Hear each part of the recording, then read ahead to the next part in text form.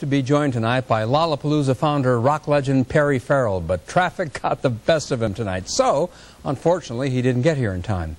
So we're going to keep having some fun with Tom Fontaine, who has even more collectibles that we didn't get to. Tom, one of the questions I wanted to ask you that I didn't think we'd have time for is, do you ever encounter people who see these things and say, you know what, this stuff is so important to our popular culture, to the history of popular culture and music, that it shouldn't be in the hands of private collectors, it should be in the hands of a museum?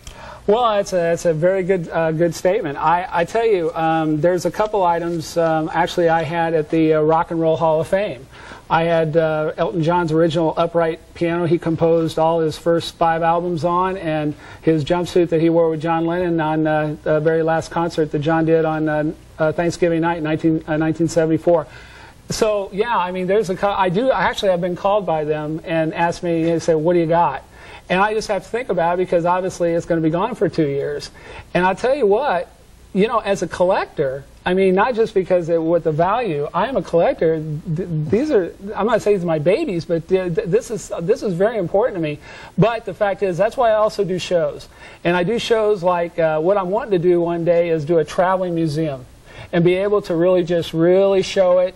Do a whole speaking engagement about it and just talk about the art of collecting, the history of rock and roll, because you know that's what I know. Tom, do you have some things that you absolutely will not part with, no matter no matter what the price? Man, I'll tell you what, that's a good question. Gosh, there's so many. I mean, you know, today it was announced that the Getty Museum is returning 40 pieces of antiquities to Italy.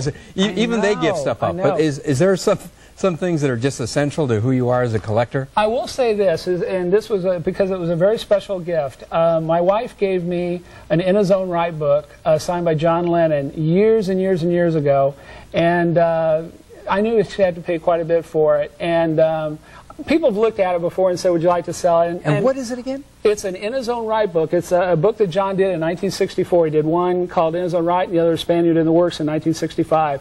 And it was signed, it's just, I don't even think the book's already been read. He just opened up, signed it, and put it in. But he did a luncheon in England in 1964 and just signed tons of books, but they're very hard to find now. I usually liked any kind of a gift from family or anything like that. That you would keep. Yeah, or anything that I wrote. I wrote to Paul McCartney, I wrote to George Harrison, and I've met Ringo Starr twice, and those are not going to be parted with. All right. That's what I want to keep. Now, you have things from other artists. Tell me about these glasses. Oh my gosh, if anybody can guess. Those are Elton John's glasses. Yes. And there's the cover of Interview magazine where Elton is actually wearing them. And believe it or not, those little stoplights light up. I haven't put the batteries in them, but they kind of blink like that. But those are Elton John's glasses. Yeah, you would certainly get a lot of attention wearing those glasses, which I think is the whole point of it. Yeah, that's true. I mean, I could go tomorrow at the fest, and all of a sudden I'll be wearing those or something like that, and I'll say, oh, okay, all right, you know. What else do you have that we didn't get to? Well, what's really cool is back in 1961. Wait, we already saw this one, didn't we? No, actually, no. This was 1961. Oh, okay. Albert Marion did the very first photo session of the Beatles of John, Paul, George, and Pete Best. And this is an actual original photograph. And then right below there, down at the bottom, is an actual set of autographs by John, Paul, George, and Pete. And of course, Pete was let go, and then Ringo joined him, I believe, in August of '62. And we know the rest is history. But the Albert Marion photo, though, itself is extremely rare. There's not too many of them out there. Does your heart go out to Pete Best? Yeah, it does, actually, in a way, especially because when he was on, I think it was like, What's My Line or something like that, or I've Got a Secret. That's what, I've Got a Secret. And he had to pretty much tell him that he quit the Beatles. He didn't quit the Beatles. He was forced out. He was let go. And so that had to hurt. Ooh. And so this day, I mean, I've seen Pete a few times and met him a couple of times. He is a really nice gentleman. He's a very nice man. A huge what-if story. Yeah, exactly. Is there something that's considered the holy grail of collecting, something that, man, if I could just get my hands on that? Oh, I tell you, yeah. I mean, you know, anything that was something that was in the studio during the recording of something like that. Like there was a Mellotron of John Lennon's that was in the... What's a Mellotron? Mellotron is like a keyboard It looks just like a piano, but it's got a kind of a pipe organ sound to it, and you've heard it in several different later Beatles songs.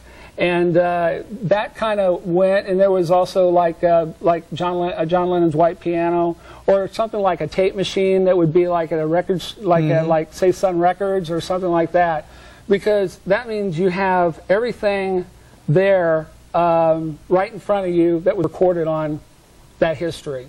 You can't get much better than that. Okay, what else do you have here that we haven't looked at yet? Well, getting back to the Miami thing, this is kind of interesting because you really don't see too many original snapshots. Those are snapshot photos of the Beatles in Miami when they were down there to do the Ed Sullivan Show. And there's one picture showing the Beatles on stage doing the rehearsal. But the neat part about it, Phil, is on the back side of one right there is also signed by George Harrison and Ringo Starr. And that's this one right there. Let's turn that around. Yeah. And the one right here in the upper right-hand corner? Matter of fact, it's funny, too, because somebody tried to write John and Paul in there, and I imagine whoever got that just decided, oh, I want all four of them. Well, they didn't get all four. But actually, George and Ringo are definitely, that's the real deal. Hey, Tom, who goes to this these Beatles Fests? You know what's really neat about it, Phil, is that you know, to keep this alive, it's neat to see the 5-year-olds and the 6-year-olds coming in wearing Beatle T-shirts, and the fathers and the mothers bringing the kids in, all the way up to, you know, 50, 60, 70-year-old people come in. I mean, because I think what's really neat about all the collecting and everything like that is the music.